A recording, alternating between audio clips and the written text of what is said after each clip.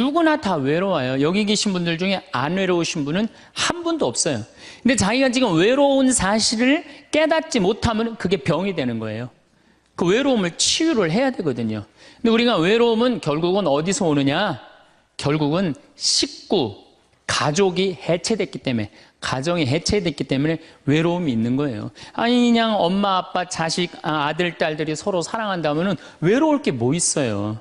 그래서 이제는 정말로 사랑 충만한 엄마, 아버지, 하느님 아버지가 예수님을 사랑하고 예수님은 하느님 아버지를 사랑해서 인류 구원을 이루었듯이 우리들도 정말로 아버지가 잃었던 자리를 찾아와야 돼요. 자식들도 정말로 부모를 사랑하고.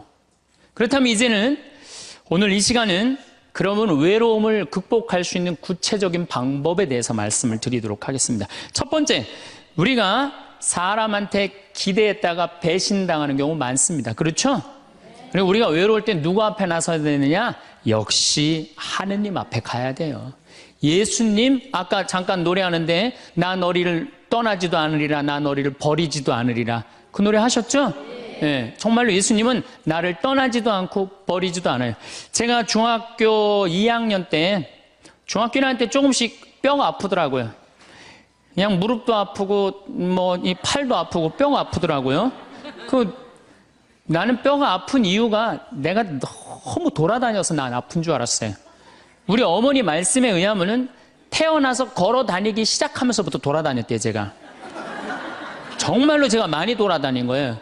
정말로 제가 생각해도 우리 어머니가 해가 떨어지기 전까지 내가 집에 들어온 적이 없다는 거예요. 그렇게 돌아다녀서 너무 돌아다녀서 뼈가 아픈가 보다. 그렇게 생각을 했었어요. 근데 중학교 2학년 때 6월 2일 날이에요. 까먹지도 않아요.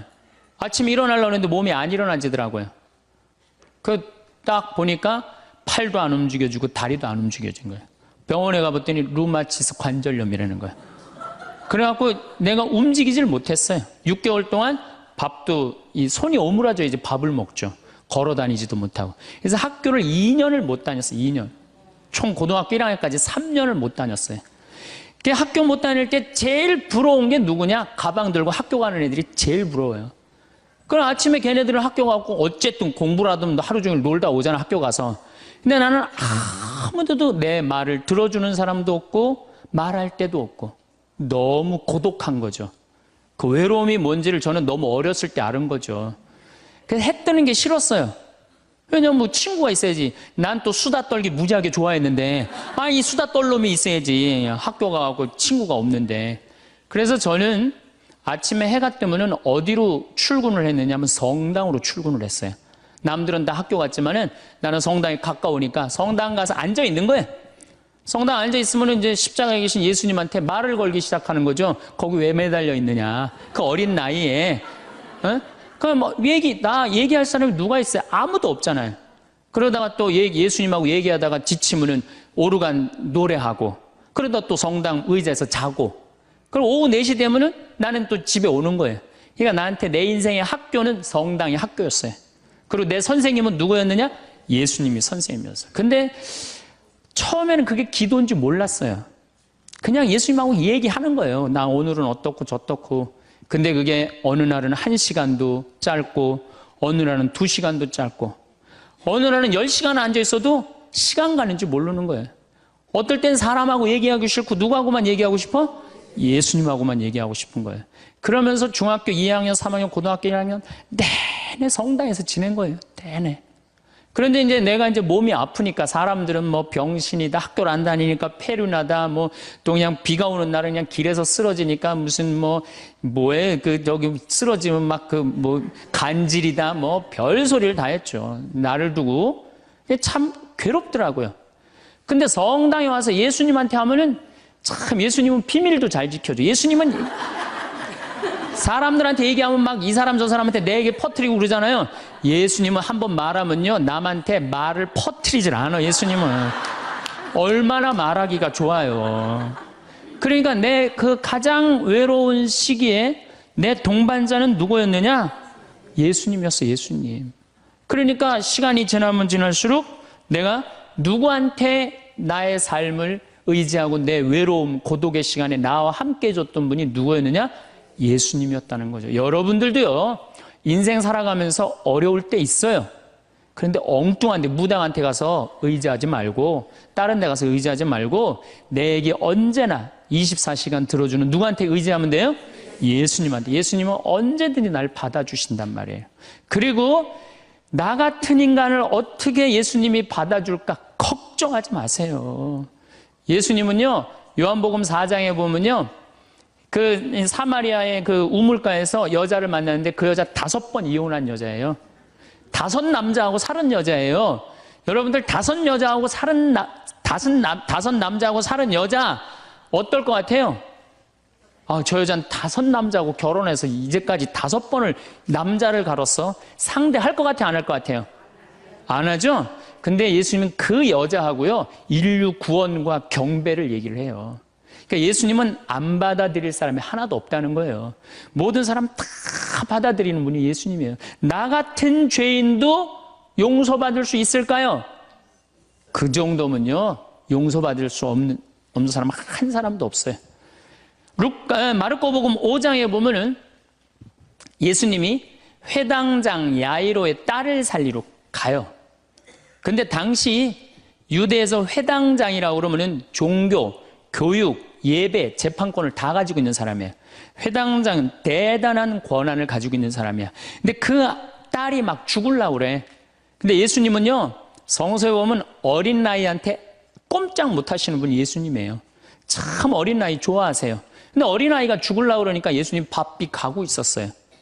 예수님 막 사람들 막 뭐 주위에 많은데 그냥 그 딸을 살리러 간단 말이야. 그런데 예수님이 바삐 가는데 한 여자가 있었어요. 이 여자는 12년 동안 하혈을 한 여자예요. 12년 동안. 당시 유대에서 여자가 피를 흘린다, 그럼 7일 동안 부정하다고 그랬어요. 그리고 피를 흘리는 여자 몸에만 닿아도 저녁까지 부정하다고 그랬어요. 더욱이 레위기 15장에 보면은 여자가 피를 흘리는 내내 부정하다고 그랬어요.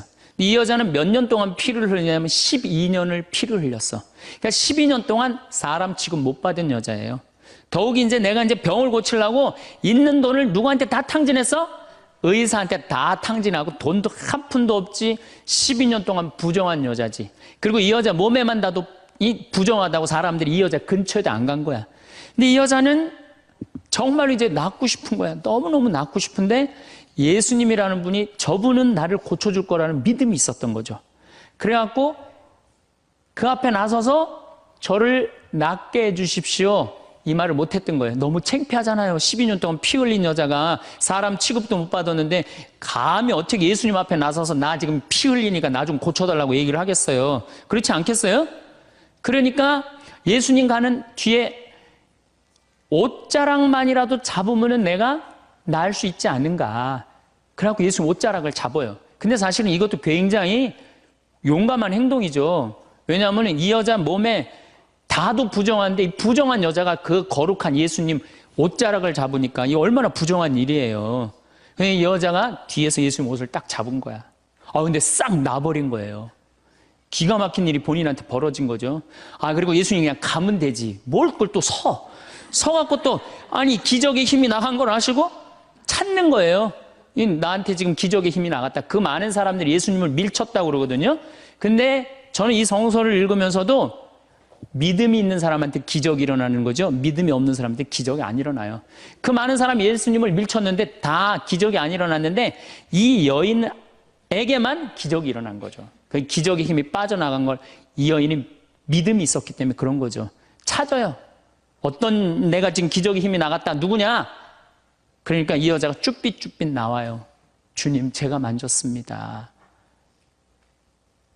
이 거룩한 예수님을 12년 동안 피가 흘린 여자가 만진 거야. 그러니 우리 입장에서 보면은 얼마나 기분 나쁠 수 있어요. 부정한 여자가. 내가 지금 동티난다고 그러죠? 회당장 딸을 살리러 가는데 그냥 12년 동안 피 흘린 여자가 그냥 옷을 만졌으니 얼마나 이게. 그래갖고 그냥 혼이 날 줄 알고 이 여자는 두려운 얼굴로 그냥 예수님 앞에 겨우 나섰어. 근데 예수님이요, 한마디 해요. 딸아. 이 여자는요, 그 말 한마디예요. 예수님 옷자락 만져서 자기 몸이 낫고 예수님의 따라 이 한마디로 그동안 12년 동안 무시당하고 소외당했던 마음의 병 싹 난 거예요. 따라, 내 믿음이 너를 살렸다. 그 다음에 예수님이 또 한마디 하세요. 평안히 가거라. 여러분들 아무도 나를 돌아보지 않는다 하더라도, 나를 돌보는 사람이 아무도 없다 하더라도 누구한테 손을 뻗쳐서 옷자락을 잡으면 여러분들은 평안해질 수 있어요? 예수님한테. 딴 데 엉뚱한 데 가서 여러분들 외로움 달래려고 그럴 필요 하나 없어요. 예수님 앞에 나서면 돼요. 그런데 문제는 신부님 예수님 앞에 잘 나서지지가 않아요. 저도 중학교 2학년 때 하루아침에 기도된 게 아니에요. 제가 얘기했잖아요. 출근했다고 아침 9시에. 학교 간 거지. 성당에 하루 종일 앉아 있었는데 2년을 그렇게 앉아 있었어요. 2년을. 그것도 아침 9시, 오후 4시까지. 아무것도 할 일이 없으니까. 뭐 공부를 해, 뭐를 해, 학교를 안 다니니까. 그냥 하루 종일 성당에 앉아 있는 거야. 그 다음에 이 노래가 참 중요해요. 내가 오르간 반주하면서 성가라는데 그것처럼 행복한 시간이 없더라고요. 그러니까 여러분들 예수님하고 가까워지려면요. 난 오늘부터 마음 잡고 예수님하고 기도할 거야. 그래갖고 성당에 앉아갖고 탁 기도 무지하게 오래 한 것 같아. 딱 시계 보니까 5분 지났어. 5분. 그건 기도가 아니에요. 예수님하고 오래 머무르는 거. 한 공간 안에서 그게 기도의 시작이에요. 그래서 그게 한 달, 2달, 3달, 1년, 2년. 그래서 미사가 중요한 거예요. 매일 미사 30분, 1시간 전에 와서 기도하고 그게 은총의 시간이라는 거예요. 그래서 여러분들 외로우신 분들 어디로 가면 돼? 예수님한테 가라. 성당에 가서 앉아 있어라. 성체 앞에 머물러라. 그러면은 예수님이 뭐라 그래? 따라 평안히 가거라. 떠날 때는 그렇게 예수님 말씀하신다는 거죠. 그래서 내가 외로울 때 어디를 찾아가면 되냐? 예수님한테 찾아가면 된다. 그 얘기입니다. 예수님은 우리를 얼마나 사랑하시느냐면 당신이 이제 내일 저녁에 죽을 거야. 내일 낮에 죽을 거야. 최후의 만찬 때 너무너무 사랑해. 내가 너무너무 사랑하는 아들, 딸들이야. 그 제자들 정말 너무 사랑해. 그런데 내가 이제 내일이면 죽을 건데 이 제자들 놔두고 가기가 마음이 짠하단 말이에요. 그래서 예수님이 어떻게 다 겉옷을 걷어붙이고 너희들 다 앉아. 그래갖고 발을 씻어줘요. 여러분들 이제 내가 이제 암이 걸렸어. 내가 암이 걸려갖고 이제 온몸에 이제 다 뼈까지 암이 다 전이 됐어요. 복수까지 다 찼어. 아무래도 이번 주중으로 죽을 것 같아. 내가 남편, 자식 놔두고 이제 떠날 것 같아. 근데 내가 너무 사랑해. 너무 사랑하는데 이 내 사랑의 정포를 나눠주고 가고 싶단 말이야. 그래갖고 하루는 따뜻한 물을 받아갖고 소파에 전부 앉아.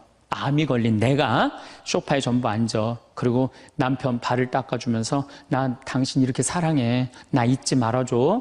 아이들 발 닦아주면서 나 너희들 너무너무 사랑한다. 나를 잊지 말아줘라. 이렇게 닦아주고 죽을 수 있는 사람이 몇 명이나 될까요? 지금 나 죽기 바빠 죽겠는데 다른 사람 신경 쓸 수 있어요? 그렇죠?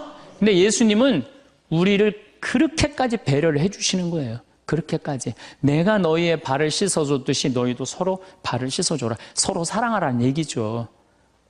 그런 예수님을 여러분들은 믿고 있는 거예요. 어디 가서 위로를 찾으려고 그래요? 위로가 찾을 때는 우리는 감실 안에 계신 예수님, 성체 안에 계신 예수님을 만나면은 여러분들 이 세상 모든 사람들이 나를 버려도 여러분들은 외롭지 않다. 네, 그래요. 자, 그리고 이제 두 번째로는 내가 외롭기 싫으면은 두 번째는 친구를 잘 둬라. 친구. 이게 100년 살다 보면은요, 자식 어쩔 수 없을 때 있어요. 자식은 이거 바꿀 수 있는 게 아니잖아요. 그렇죠? 자식은 천륜이야. 뭐 어떻게 자식? 근데 어떤 내가 할머니들 강의에 자식 어떻게 낳느냐고 그러니까 밑으로 낳다고 그래. 밑으로 놓은 자식을 어떻게 바꿔? 밑으로 놓은 자식을. 남편도요. 말씀드리지만은 지금 60에 바꿔봤자 그게 그거예요. 60에 바꿔봤자. 그런데 친구는 내가 선택할 수 있어요, 없어요? 그리고 친구는 이런 이 많은 분들 여기 지금 계시잖아요. 그럼 그 중에 정말로 괜찮은 사람이 눈에 띄어요. 정말로 사람이 진중하고 따뜻하고 편안하고 그런 사람이 있어요. 그럼 그런 사람 친구 하시면 돼요. 우리 인생에 친구처럼 중요한 게 없어요. 여러분들 내가 부부싸움을 했어. 부부싸움을 해갖고 내가 이놈의 집에서 더러워서 내 못 살겠다. 그래갖고 보따리 싸들고 나왔어. 저녁 8시에. 그래갖고 친구한테 전화하고, 친구야, 나 지금 부부싸움에서 보따리 싸들고 나왔거든? 근데 나 어디 딱히 갈 데가 없는데 나 니네 집에서 오늘 하룻밤만 재워줘. 남편도 있고 자식도 있지만 니네 집에서 하룻밤만 재워줘라고 전화할 수 있는 친구가 몇 명이나 될 것 같아요, 여러분들? 몇 명이나 될 것 같아요? 쉽지 않을 거려. 그 집에 남편도 있고 자식도 있는 집에 내가 보따리 싸들고 그 집에 가갖고 하룻밤 자는 거. 그런 친구 3명만 있어도 행복하다는 거예요. 그런 친구 10명 있으면 진짜 행복하다는 거. 영국에서 연구 결과가 나왔어요. 그런 친구 27명 있는 사람이 제일 행복하대요. 근데 그런 사람이 얼마나 돼요? 그러니까 이젠 친구 사귀는 일에 신경을 좀 쓰라는 얘기예요. 저는 내가 이렇게 강원도 평창에서 이제 서울 쪽으로 강의 나올 때 늦게 끝날 때가 있어요. 그럼 나는 내 동창 신부 집에 가서 자요. 그럼 참 고마운 게 동창 신부 집에 가면 동창 신부가 자기 안방을 내줘요. 너 여기서 자라고. 아니야. 나는 뭐 자고 갈 건데. 그러면은 그 동창 신부가 뭐라 그러냐면은 너는 멀리 강의 다니니까 편안하게 자. 나는 맨날 여기서 자니까 마루에서 자도 돼. 그리고 자기 안방을 내주는 내 그런 친구들을 보면은 난 너무너무 행복한 거. 그런 친구가 있는 게. 제가 이제 강원도 평창에 이제 생태마을 저는 수원교구 신부인데 원주교구에 들어가서 살아요. 뭐 우리 주교님 그냥 또 신부들이 누가 거길 가느냐 반대 많이 했어요. 근데 작년에 우리 생태마을에 25,000명이 왔어요. 굉장히 많이 와요. 그리고 이제 지금 내가 이제 황토 찜질방도 이제 해놔고 이제 더 많이 올 거야, 이제. 우리 생태마을에. 그러면은 여러 주교님들이 그래요. 황신부 어떻게 하길래 거기 그렇게 많은 사람들이 피정을 오느냐. 누구 때문에 그러냐 하면 친구 때문에 그래요. 우리 수원교구 신부님들이 400명이나 돼요, 400명. 그러면 저는 가을만 되면 내가 농사 짓잖아. 우리 된장, 우리 콩으로 내가 매주 직접 띄워갖고 콩, 된장 맛있는 거 떴으면 다 보내줘요. 400명한테. 그리고 김치 담아갖고 다 보내줘요. 택배로. 다 보내줘요. 내가 농사진 김치다. 맛있게 먹어라. 올해는 청국장 가루 다 한 통씩 보내줘요. 신부님들한테. 사나이가 갑바가 있어야지 말이지. 그리고 내가 이렇게 편지해갖고 다 보내줘요.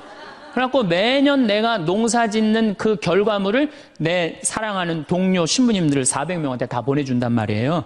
그러면은 1월달, 2월달에 이제 주일학교 선생님들이 신부님, 올여름에 우리 주일학교 여름 피정 어디로 보낼까요?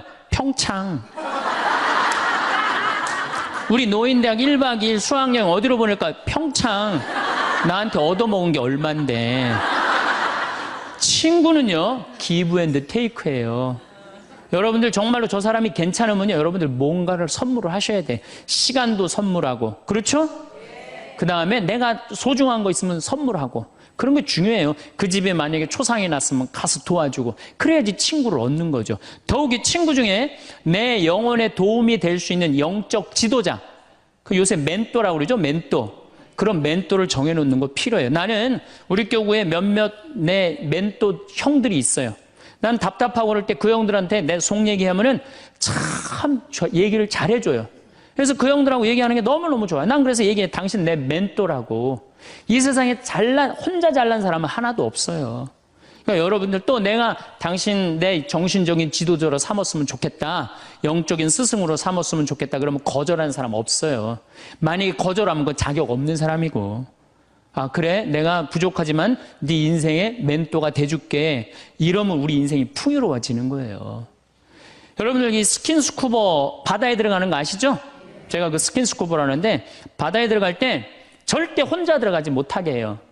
바디라고 짝이 들어가요, 짝. 왜냐하면은 바다에 들어가려면은 호흡기 껴야 되죠. 그 다음에 안경 껴야 되죠. 그 다음에 BC 자켓 있죠.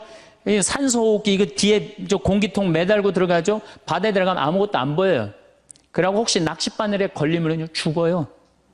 그런데 짝이 따라 들어가면요, 칼을 차고 들어가서 낚싯바늘 걸리면 탁 끊어주면 금방 살아요. 우리 인생이라는 이 험한 세상을 살아가면서 내가 낚싯바늘에 걸려 있을 수 있잖아요. 그렇죠? 근데 그걸 누가 쉽게 봐줘요? 친구가 쉽게 봐줘요. 그런 친구를 우리는 사귀어야 된다는 거예요. 그래서 여러분, 그런 친구 얼마나 있어요? 만약에 없다면 오늘부터 사귀세요. 오늘부터 찾으세요. 지금 60에 사귀어도 늦지 않아요. 60에 사귀어도 110살까지 50년 동안 친구할 수 있어요. 그럼요, 얼마든지 할 수 있어요. 그래서 좋은 친구들 지금부터 사귀는 거. 그래서 저는 우리 생태마을에 많은 분들이 찾아와요. 제가 아무리 바쁘긴 하지만은 가능한 한 나를 찾아오는 분들한테 소중하게 대하려고 그래요. 왜? 그분들이 내 인생의 풍요니까. 많은 좋은 사람들을 사귀는 것처럼 즐거운 일은 없다는 거죠. 신부님, 인간이 얼마나 치사한 줄 압니까? 그래서 나는 아무 도움도 안 받고 아무 도움도 청하지 않고 나는 혼자 살아갈 겁니다. 그 사람 외로울 것 같아요? 안 외로울 것 같아요? 외로울 수밖에 없죠. 담은 자기가 쌓는 거예요. 예수님은 제자들, 그렇게 친한 제자들 어떻게 했어요? 3년 동안 그렇게 동고동락했는데 마지막에 배반했어요? 안 배반했어요? 그 정도 배반하고 갔으면 여러분들 정말로 친한 친구가 나 죽기 직전에 배반했어. 다 도망가 버렸어. 근데 내가 다시 구사일생으로 살아났어. 그럼 나 배반하고 돌아간 놈들, 또 떠나간 놈들 다시 만날 것 같아요? 안 만날 것 같아요? 안 만나죠? 근데 예수님은요, 다시 살아나고 난 다음에 그 제자들 다시 불러요. 나하고 다시 사업 시작하자. 구원 사업 다시 시작하자. 친구는요, 원래 내 돈도 떼어먹고 배반도 하고 그러는 게 친구예요. 일생 살면서. 어떻게 내 마음이 딱 맞는 사람들만 친구할 수 있어요. 그래도 예수님은 그 자기 버리고 도망간 제자들 다시 불러서 구원 사업 다시 시작하셨어요. 그래서 여러분들 혹시 여러분들이 좀 힘든 사람이 있다 하더라도 결코 인연 끊지 말라는 거예요.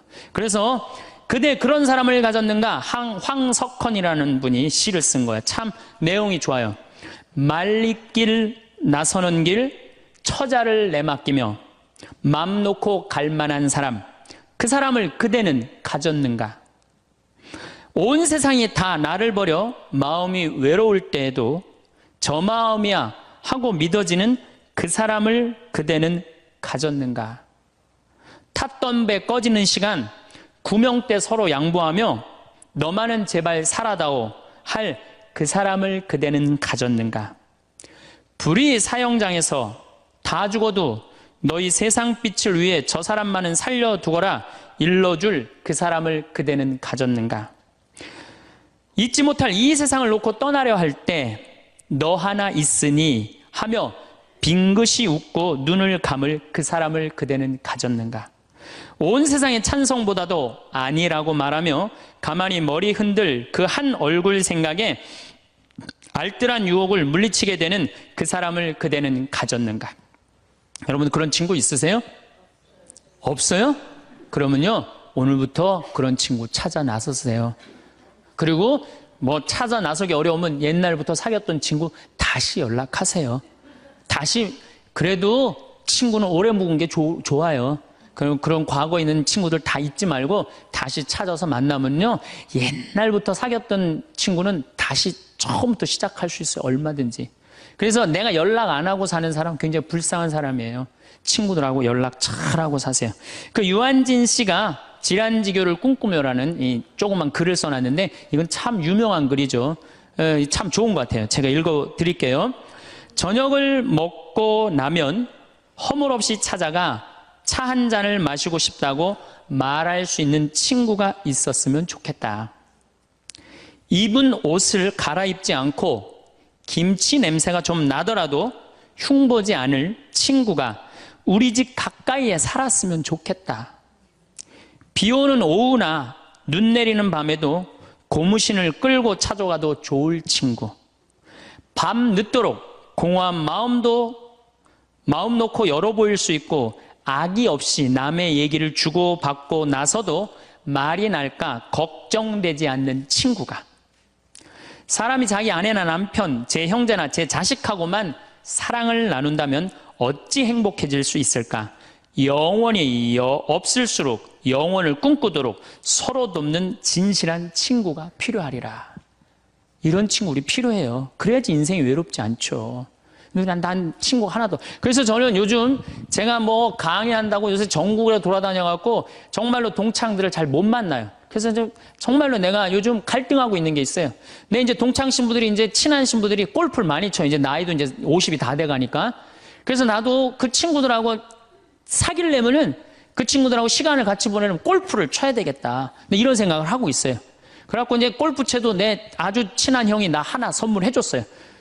골프채를 선물해줘갖고 이제 골프를 쳐야 되겠다 마음을 굳게 먹고 있는데 이놈은 강의가 너무 많아갖고 나는 골프를 간절히 치고 싶어요. 골프를 치고 싶어서 치는 게 아니고 내 친구들하고 어울리고 싶어서 치고 싶어요. 근데 바빠서 지금 못 치고 있는데 내년에는 어떻게 해서든지 한번 내가 쳐보려고 그래요. 이제 누구 때문에? 친구 때문에. 친구는요 그런 얘기 있죠. 나이를 먹으면 먹을수록 친구 돈으로도 사라는 거예요. 돈으로라도. 나이를 먹으면 여기 나이 드신 분들 입은 다물고 지갑은 열으라고 그러잖아요. 그래갖고 젊은 사람들 친구 많이 사귀는 것도 중요한 거예요. 그냥 안 쓰고 그냥 가만히 뒷방에 그냥 끌어안아갖고 돈 많이 남겨놓으면요 자식들 서로 싸우기나 해요. 그러니까 여러분들 마음껏 쓰시다가 그리고 돌아가시는 게 훨씬 나은 거예요. 그렇다면 이제 첫 번째는 우리가 하느님한테 예수님 앞에 나설 때 외롭지 않아요. 두 번째는 친구가 중요해요. 친구를 많이 사귀어두세요. 세 번째는 내가 외롭기 싫으면요 봉사활동을 하세요. 여러분들 왜 나 찾아오는 사람 하나도 없지? 여러분들이 찾아가시면 되잖아요. 그렇죠? 중증 장애자들 시설에 가보세요. 여러분들 도움 필요한 사람들 참 많습니다. 고아원회를 가든지 양로원을 가든지 우리가 할 수 있는 일이 너무너무 많아요. 성당에서도 내가 집 밖에 안 나가면 외로울 수밖에 없어요. 단체에 가입을 하세요. 레지오 가입하면 얼마나 좋아요. 가갖고 거긴 봉사활동도 일주일에 1시간, 2시간 나가게 돼 있잖아요. 의무적으로. 그거 얼마나 좋아요. 근데 이 레지오 갔는데 너무 마음에 안 들어. 그 단원들이. 그럼 옮기세요. 다른 레지오로. 거기서 괜히 머리 터지게 싸우지 말고. 다른 레지오로 옮겨요. 그 레지오도 갔는데 거기도 마음에 안 들어. 그러면 성가대로 옮겨버려요. 성가대로. 성가대 갔는데 거기도 사람들이 날 안 받아들이고 내가 왕따 당하는 것 같아. 그럼 연령회로 옮기세요. 연령회로. 연령회를 갔는데 거기도 마음에 안 들어. 그러면은 정신병원에 한번 가보세요. 정신병원에. 그거는 아주 심각한 문제가 있는 거니까. 하지만은 어쨌든 내가 어떤 단체에든 내가 가입을 하고 봉사활동을 하기 시작하면요 외로움은 훨씬 덜한 거예요. 내가 담을 쌓아놓고 내가 바깥에 나가지 않기 때문에 외로운 거지 우리 도움을 필요로 하는 사람들이 얼마나 많은데요. 그래서 세 번째 외롭기 싫으면은 봉사활동을 하거나 단체에 가입을 해라. 네 번째 외롭기 싫으면요 잘 놀아야 돼요. 참 중요한 겁니다. 잘 노르셔야 돼요. 하느님 6일 일하고 7일째 쉬셨어요? 안 쉬셨어요? 예수님 노는 거 참 좋아하신 분이에요. 예수님 항상 어울려 다니길 좋아하셨어요. 어울려 다니길. 항상 잔치집, 집집마다 그냥 돌아다니면서 그냥 잔치집마다 가서 축하해주고 혼인집에 가서 축하해주고 예수님 참 잘 노르셨어요. 그리고 예수님은 그 12제자 친구들하고 노는 걸 참 좋아하셨어요. 그러니까 우리가 노는 게 중요해요. 그래서 여러분들도 잘 노세요. 저는 내가 골프는 아침부터 저녁까지 시간을 버야 돼서 그렇지만 잠깐은 잘 놀아요. 전 뭐 야구장도 좋아하고 제가 지난번에 미국에 강의를 갔는데 그 바쁜 스케줄 중에서도 뉴욕에 강의를 갔는데 내가 거기서 부탁한 게 하나 있어요. 뭘 부탁했느냐면 뉴욕 양키즈 야구장 가고 싶다고. 그래서 아예 한국에서 떠나기 전에 예약을 미리 해놨어요. 그래갖고 뉴욕 양키즈 그 강의 끝나고 가서 야구 구경했어요. 근데 그날 마침 박찬호 선수가 공 던지러 나왔더라고요. 그래서 내가 그거 보고 사인볼도 받아왔다니까요. 그 바쁜 와중에도. 그래서 저는 스킨스쿠버 하죠. 볼링 하죠. 야구장 구경 가는 거 좋아하죠. 바빠요. 노느냐고 바빠요. 외로울 시간이 어디 있어요. 그러니까 여러분들도 제발 많이 놀 수 있는 걸 찾으세요. 신부님 무슨 돈으로? 애 휴학시키고 그 돈 가지고 놀아요. 괜히 그냥 애 그냥 힘들게 그냥 공부도 못하는 거 그냥 대학 나와도 취직도 안 되는 대학 괜히 돈 쏟아붓지 말고 그 돈 가지고 애하고 여행이나 다니는 게 훨씬 나을 수도 있어요. 어떻게 보면은. 그래서 잘 놀아라. 다섯 번째, 우리가 외롭기 싫으면 수다를 떨어라. 수다. 말을 하고 살아야 돼요. 근데 우리는 말 못하게 하잖아요. 침묵은 금이다. 그러죠? 근데 제가 오늘 이 말을 바꿀게요. 침묵은 우울증으로 가는 지름길이다. 사람은요, 속에 있는 얘기를 하고 살아야 돼요. 이걸 자꾸 쌓아놓으면요, 우울증에 걸려요. 우울증에. 그래서 내가 본당 신부할 때 교우들이 모여갖고 수다 떨 때 누구 수다 떠는 게 제일 좋아요? 본당 신부 흉 보는 게 제일 좋잖아요. 막 나 흉보다가 걸려도 난 뭐라고 안 그래요. 왜냐하면 사람은요, 다 뒷담화 까게 돼 있거든요. 예. 누구래도. 그럼 그거 뭐, 노할 필요가 뭐 있어요? 그냥 걸려도 내가 계속 수다 떨으라고 그래. 그럼 우리는 누구 수다 떨면서 살아요? 주교님 욕먹으면서 살아요. 주교님 수다 떨면서. 요새 우리 주교님은 그냥 너무 좋으시고 착하셔갖고 별로 수다 떨 일이 없어갖고 별로 재미가 없지만은 그래도 이 사람은요, 말을 하고 살아야 돼요. 말을 하고. 그래서 그러니까 친구가 중요한 거, 수다 떨 친구가 중요한 거죠. 내가 이렇게 우리 교구 신부들 연수회 가면은 참 얘기하는 게 즐거워요. 신부들하고 같이. 그 같은 생각을 가지고 같은 삶을 지향하는 사제들하고 수다 떠는 게 얼마나 즐거워요. 그래서 여러분들도 여러분들하고 같은 생각을 가지고 있는 사람들하고 뭘 해라? 수다를 떨어라. 수다를 떨어라. 6번째, 외롭기 싫으면 공부하세요. 외롭기 싫으면 공부하세요. 저는 요즘 하는 영어 외우는 걸 공부를 해요. 재밌어요. 혼자 있으면은 뭐 토익, 토플 그냥 나는 아까 말씀드렸지 난 학교를 안 다녀갖고 영어를 잘 못해요. 지금 이 나이에 먹어갖고 영어 공부하는 재밌더라고요. 아주 시간 가는 줄 몰라요. 하루에 한두 시간 금방금방 지나가요. 여러분들도 한자, 삼천자 그거 1급, 2급, 3급, 4급, 5급 시험 있다며요. 그래갖고 삼천자 지금 공부하면은 그거 한두 달 금방금방 가요. 외로울 시간이 어딨어. 꼭 아무것도 안 하는 사람들이 외롭다는 거 가만히 있으면서 외롭다고 그래요. 그 다음에 7번째, 외로우면은요, 운동하세요, 운동. 헬스 1시간 하면요, 시간 금방 가요. 수영 1시간 해도 시간 금방 가요. 저는 요즘은 이제 조금 하여튼 건강에 문제가 있어갖고 그 가격한 건 못하는데 내 방에서 이제 자전거 타요, 자전거. 특히 산에 다니는 건 참 좋은 것 같아요, 산에. 산이야말로 이제 제가 좀 이따 말씀드리겠지만 우리를 자유롭게 해주는 공간이에요. 우리나라도 요즘 또 둘레길, 올레길, 길을 얼마나 잘 만들어 놨어요. 그런데 돌아다니기만 해도 시간 충분하죠. 거기다가 친구. 만약에 친구 없으면 묵주 들고 다니면 되잖아요. 네? 묵주 들고 다니면 되잖아요. 그 외로울 시간이 어디 있어요.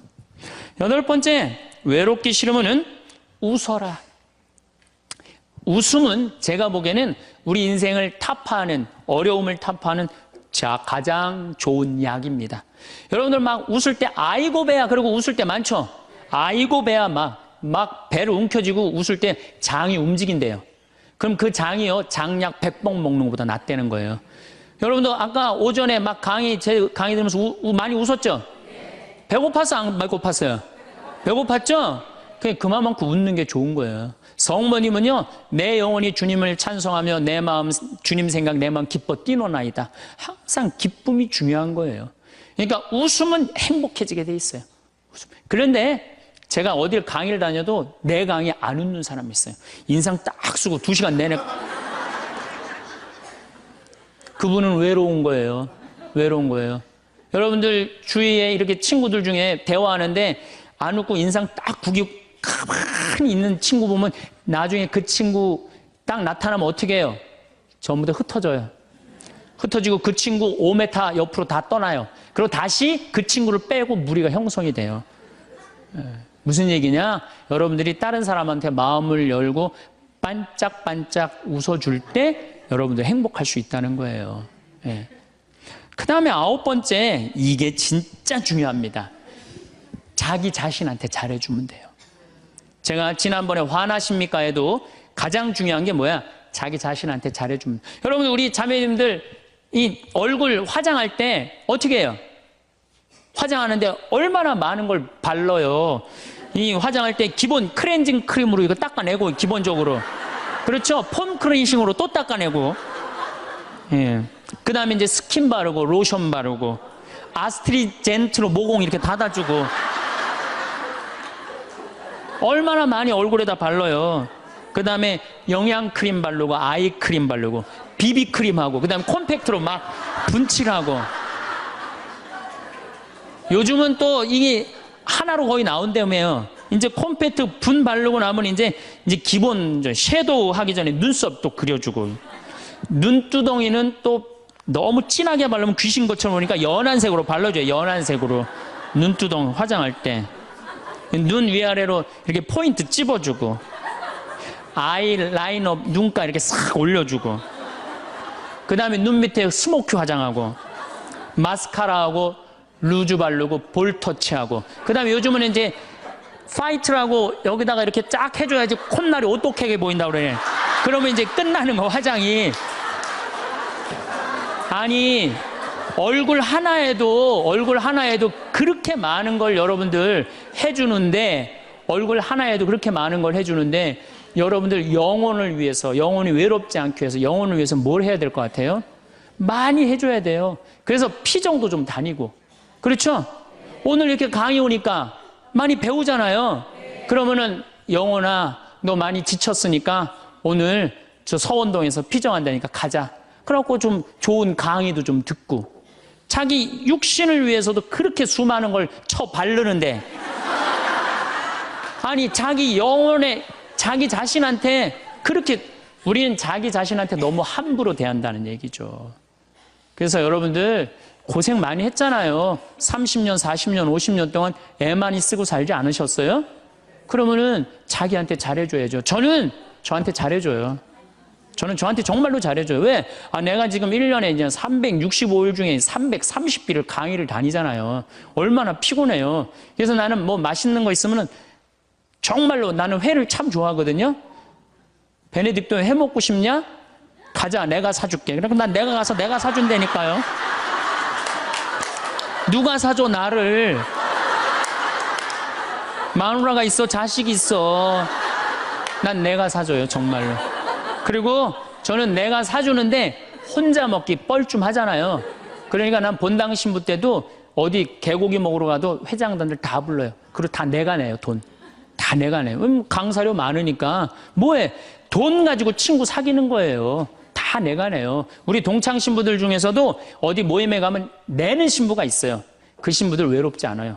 안 내는 놈들이 외로운 거야. 안 내는 놈들이. 우리 제일 그 뿌리무스 신부가 아주 사람이 좋아요. 근데 그 형님은 어디 가면 자기가 다 내요. 맛있는 것도 다 사고. 그분은 외롭지 않아요. 나는 내가 내요. 교우들한테 난 안 얻어먹어요. 다 내가 내요. 그래도 난 이제까지 손해본 적 한 번도 없어요. 왜? 이게 언제 돌아오느냐면 내 영명 죽일 때 다 돌아와. 내 영명 죽일 때 다 돌아와.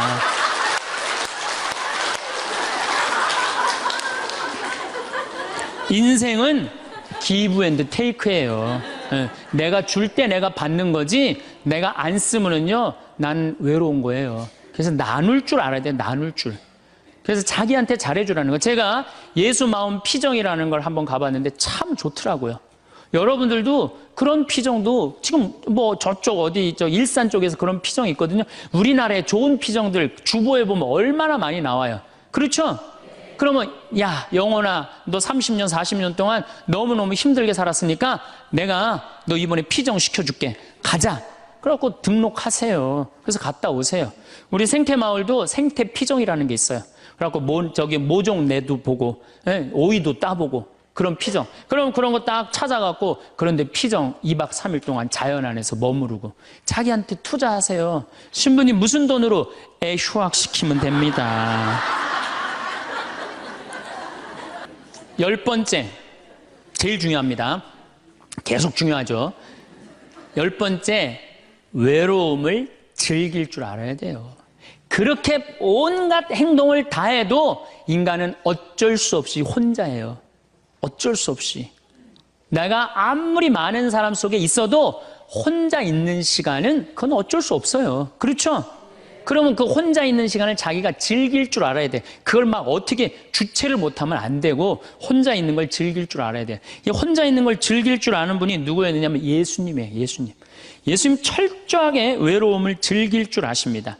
예수님 구원 사업 시작하기 전에 40일 동안 단식하세요. 광야에 나가갖고 혼자 40일 동안. 그래서 여러분들도 이제 한 60년 이렇게 애썼으면은 40일 동안 보따리 싸들고 어디 광야에 가갖고 탁 좀 자기가 혼자 머무를 줄 알아야 돼. 자기 여행도 가고 아니면은 그 각 수도원이나 뭐 피정집들 많잖아요. 그런 데 가고 혼자 내가 이제까지 살아온 거 한번 쭉 글 쓰면서 내가 이제까지 태어나서 지금까지 아팠던 일, 즐거웠던 일, 행복했던 일 쫙 적어보고 앞으로 또 한 30, 40년 또 있는 인생 어떻게 살 거냐, 뭘 하고 싶어. 요즘 뭐 텔레비전에 뭐 남자가 죽기 전에 뭐 해야 될 101가지 뭐 이런 게 있잖아요. 그럼 나는 내 인생에 남은 건 뭘 할 건가?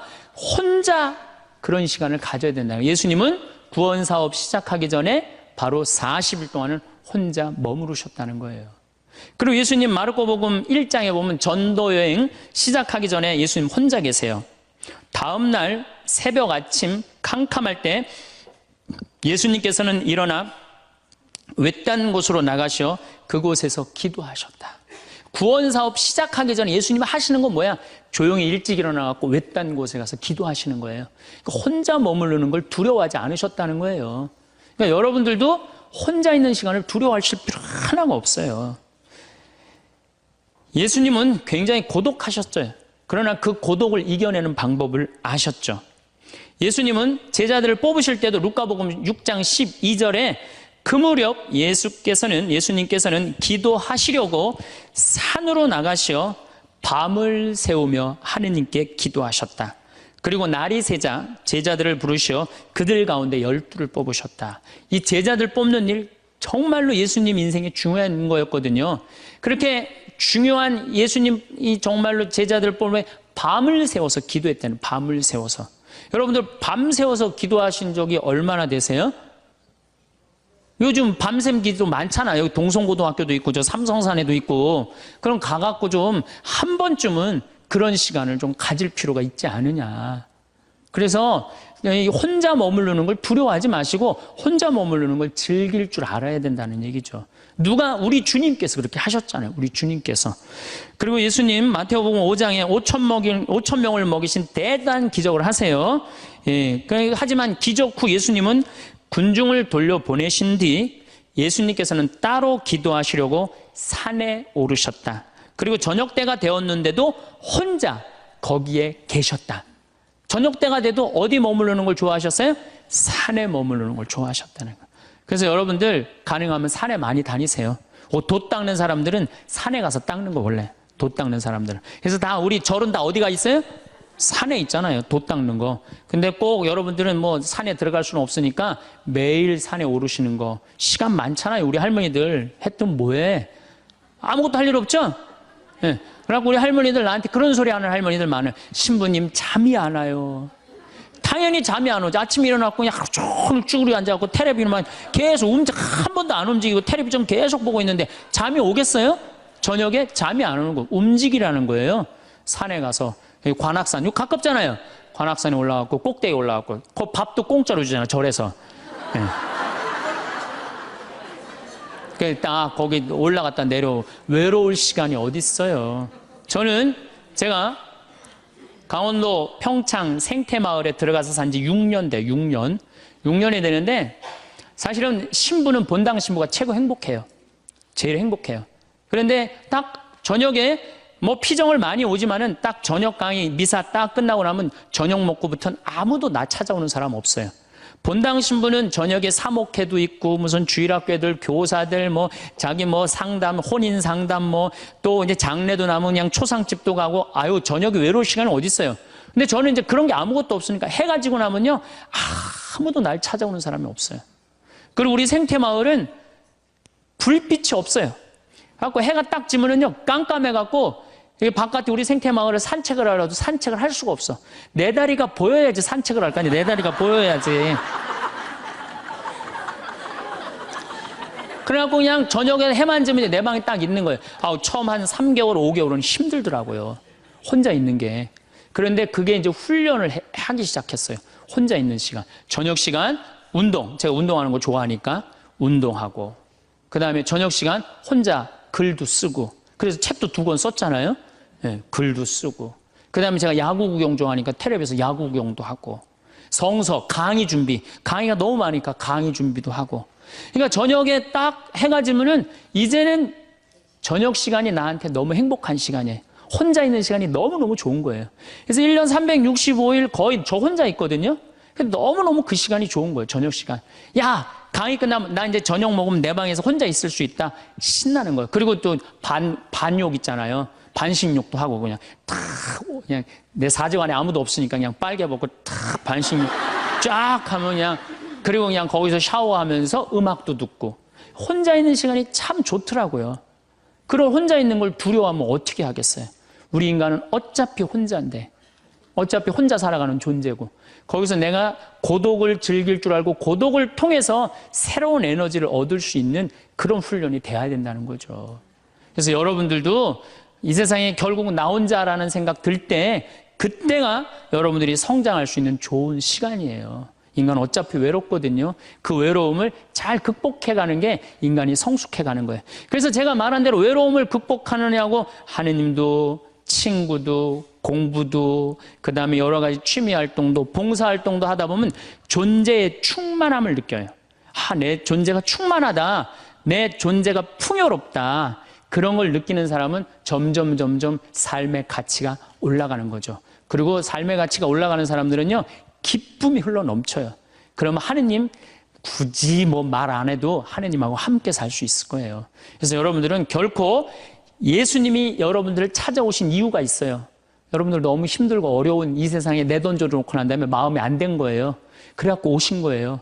그래서 예수님이 여러분들 벗대주시고 여러분들 마음속에서 따라, 내가 너 사랑한다. 내가 네 발을 씻어주마. 그리고 내가 너를 위해서 십자가에 목숨까지 바쳤으니 온전히 사랑하는 나를 믿고 너희들은 행복하게 살아라. 그런 분이 바로 예수님이에요. 오늘 우리는 살아가면서 누구나 한 번쯤 마주하게 되는 외로움이라는 감정과, 그럼에도 불구하고 어떻게 하면 더 행복하고 충만한 삶을 만들어갈 수 있을지에 대해 함께 이야기 나누고자 합니다. 어쩌면 이미 여러분 각자의 삶 속에서 그 해답을 찾아가고 계실지도 모르겠습니다. 우리 삶의 여러 순간들에 대해 함께 떠올려보고 고개를 끄덕일 수 있는 그런 이야기들을 나눠보면 어떨까 합니다. 여러분, 살아가다 보면 문득 마음이 허전하고 어딘가 기대고 싶을 때가 있지 않습니까? 그럴 때 여러분은 가장 먼저 어디서 위안을 찾으시는 편인가요? 혹시 정말 누구에게도 말 못할 답답함이 밀려올 때 든든한 기댈 곳이 있었으면 좋겠다 하고 생각해 보신 적 있으십니까? 신부님께서는 이렇게 말씀하셨습니다. 외로울 때는 사람에게 기대기보다 언제나 우리를 받아주시고 고독한 시간에 함께 해주시는 더 큰 존재에게 나아가 위로를 받으라고요. 꼭 종교가 아니더라도 우리 각자에게는 마음을 다잡고 평온을 얻을 수 있는 그런 정신적인 안식처가 필요한 것 같습니다. 그것이 명상이 될 수도 있고, 혹은 아름다운 시 한 편을 읽으며 마음을 다독이는 예술을 통한 자기 성찰일 수도 있을 겁니다. 다음으로, 내 마음을 알아주는 진정한 친구 한 명만 있어도 성공한 인생이다라는 말을 들으면 어떤 생각이 드십니까? 혹시 정말 힘들 때 속마음을 다 털어놓을 수 있는 친구가 한 명이라도 있었으면 하고 바라신 적 없으신가요? 그 신부님께서도 진심으로 마음을 나눌 수 있는 친구의 중요성을 강조하셨습니다. 힘들 때 기댈 수 있는 친구를 만들고 그 관계를 소중히 여기는 것이 중요하다고 하셨지요. 오랜만에 만나도 어제 만난 것처럼 편안한 친구, 그런 존재는 우리 삶에 큰 힘이 됩니다. 젊은 시절 함께 웃고 울었던 친구와 가끔 만나 지난 이야기를 나눌 때면 마치 그 시절로 돌아간 듯 마음이 따뜻해지고 새로운 활력이 생기곤 합니다. 서로의 빛바랜 사진첩을 함께 넘겨보는 것만으로도 큰 위로가 되지요. 다른 사람을 돕는 과정에서 오히려 내가 더 큰 힘과 기쁨을 얻었던 경험 혹시 있으십니까?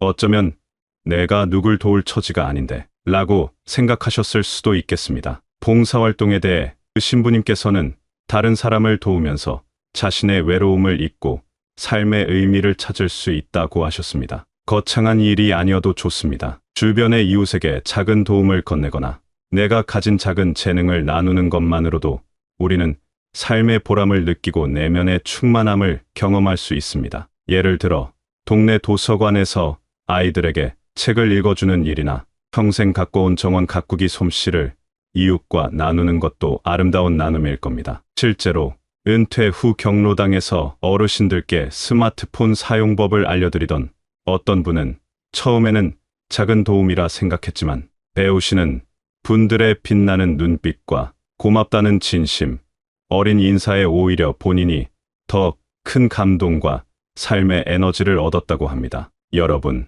혹시 이 나이에 뭘 더 즐기겠다고 하시면서 스스로 즐거움을 제한하고 계시지는 않습니까?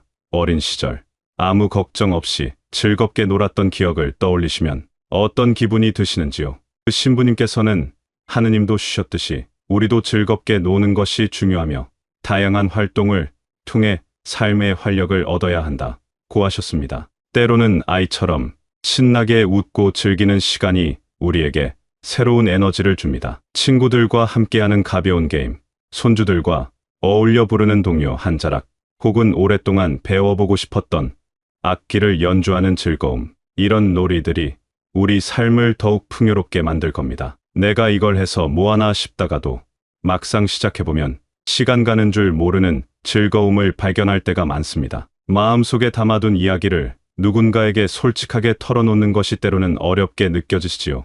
혹시 내 이야기를 한다고 해서 누가 제대로 들어줄까? 괜히 짐만 되는 건 아닐까 하는 생각에 망설이신 적은 없으십니까? 그 신부님께서는 마음속 이야기를 털어놓고 다른 사람들과 소통하는 것이 우울증을 예방하고 외로움을 해소하는데 도움이 된다고 설명하셨습니다. 가까운 친구나 가족에게 혹은 편안하게 느껴지는 누구에게든 자신의 생각과 감정을 이야기하는 것만으로도 큰 위안을 받을 수 있습니다. 따뜻한 차 한 잔을 앞에 두고 나누는 담소의 힘은 생각보다 큽니다. 때로는 그저 들어주는 것만으로도 큰 힘이 되기도 합니다. 배움에는 끝이 없다는 말을 들으면 이제 와서 뭘 더 배울 수 있을까 하는 생각이 먼저 드시나요? 하지만 혹시 마음 한구석에는 나도 한번 저걸 배워볼까 하는 작은 호기심이 남아있지는 않으십니까? 그 신부님께서는 새로운 것을 배우는 것은 시간을 보내고 외로움을 잊는 좋은 방법이라고 제시하셨습니다. 외국어 한두 마디를 익혀 여행지에서 사용해보거나 평소 관심 있던 역사 이야기를 더 깊이 알아보는 것, 또는 스마트폰 활용법을 배워 손주들과 더 가깝게 소통하는 것, 모두 훌륭한 배움입니다. 새로운 지식은 우리에게 성취감과 함께 삶의 새로운 창을 열어줄 수 있습니다. 제 주변의 한 어르신은 7순이 넘어 그림을 배우기 시작하셨는데 처음에는 붙잡는 것도 어색해 하셨지만 지금은 당신의 작은 뜰악에 핀 꽃들을 화폭에 담으며 매일 설렘을 느낀다고 하십니다. 그분 말씀이 배움은 나를 젊게 만든다고 하시더군요. 여러분, 몸을 움직이는 것이 좋다는 건 알지만 막상 실천하려면 쉽지 않을 때가 많지요. 혹시 오늘은 좀 쉬고 내일부터 하자고 다짐했던 날들이 얼마나 되시는지, 어쩌면 저만 그런 것은 아닐 겁니다. 그 신부님께서는 규칙적인 운동은 신체적, 정신적 건강에 긍정적인 영향을 미치며 외로움을 느낄 틈을 없애준다고 하셨습니다. 매일 아침 가벼운 산책을 하거나 친구들과 함께하는 스트레칭 교실에 참여하는 등 몸을 꾸준히 움직이는 것은 우리 마음에 활력을 불어넣고 긍정적인 에너지를 채워줍니다. 처음에는 조금 힘들더라도 땀 흘리고 난 뒤의 상쾌함은 무엇과도 바꾸기 어렵습니다. 웃음은 최고의 보약이다 라는 말, 다들 동의하시는지요?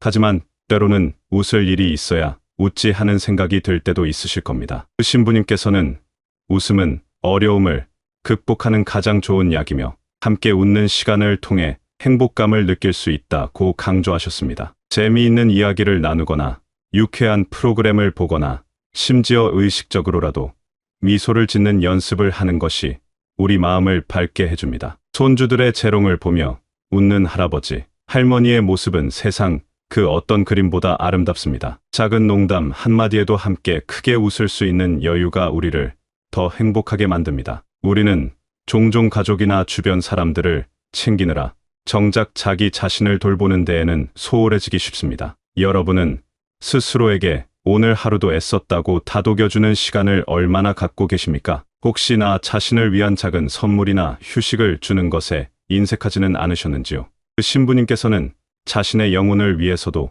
좋은 피정을 다니거나 자신에게 투자하는 시간을 가지라 조언하셨습니다. 이는 꼭 특별한 활동이 아니어도 됩니다. 좋아하는 음악을 듣거나 향기로운 차를 마시며 잠시 명상에 잠기거나 혹은 오랫동안 가보고 싶었던 곳으로 짧은 여행을 떠나는 것, 이렇게 자기 자신을 아끼고 돌보는 시간은 우리 내면을 더욱 단단하게 만들어 줄 겁니다. 때로는 아무것도 하지 않고 그저 창밖을 바라보며 쉬는 것만으로도 충분한 휴식이 될 수 있습니다. 아무리 좋은 관계 속에 있더라도 우리는 때때로 혼자만의 시간을 마주하게 됩니다. 그럴 때 여러분은 주로 어떤 감정을 느끼십니까? 혹시 혼자 있는 시간은 그저 외롭고 쓸쓸한 시간일 뿐이야 라고 단정 짓고 계시지는 않으십니까? 그 신부님께서는 아무리 노력해도 혼자 있는 시간은 불가피하므로 이 시간을 스스로 즐기고 내면의 성장을 이루는 기회로 삼으라고 이야기하셨습니다. 혼자 있는 시간은 결코 외로운 시간이 아니라 자신과 깊이 대화하고 평소 돌아보지 못했던 내면의 소리에 귀 기울일 수 있는 소중한 기회가 될 수 있습니다. 조용히 책을 읽거나 지나온 삶을 되돌아보며 글을 써보는 것도 좋은 방법입니다. 어떤 분은 혼자 있는 시간에 좋아하는 옛 노래를 들으며 지난날의 소중한 추억들을 떠올리기도 하고, 또 어떤 분은 창가에 앉아 조용히 차를 마시며 변화하는 계절의 아름다움을 오롯이 느끼는 것에서 평온을 찾는다고 합니다. 이런 시간들이 쌓여 우리 내면을 더욱 풍요롭게 가꾸어 줄 겁니다. 여러분, 오늘 우리가 함께 나눈 이야기들이 어떠셨는지 궁금합니다. 이 모든 방법들은 결국 우리가 삶의 주인이 되어 외로움이라는 감정마저도 긍정적으로 끌어안고 하루하루를 더욱 의미 있고 행복하게 만들어가기 위한 노력의 일환일 겁니다. 중요한 것은 이러한 방법들을 머리로만 아는 것이 아니라 작은 것 하나라도 직접 실천해 보는 것이라고 생각합니다. 우리 모두는 각자의 자리에서 삶의 지혜를 터득하며 살아가고 있습니다. 서로의 경험을 나누고 격려하면서 오늘보다 더 나은 내일을 함께 만들어갈 수 있기를 바랍니다. 여러분의 삶 속에 늘 건강과 행복이 가득하시기를 응원합니다. 감사합니다.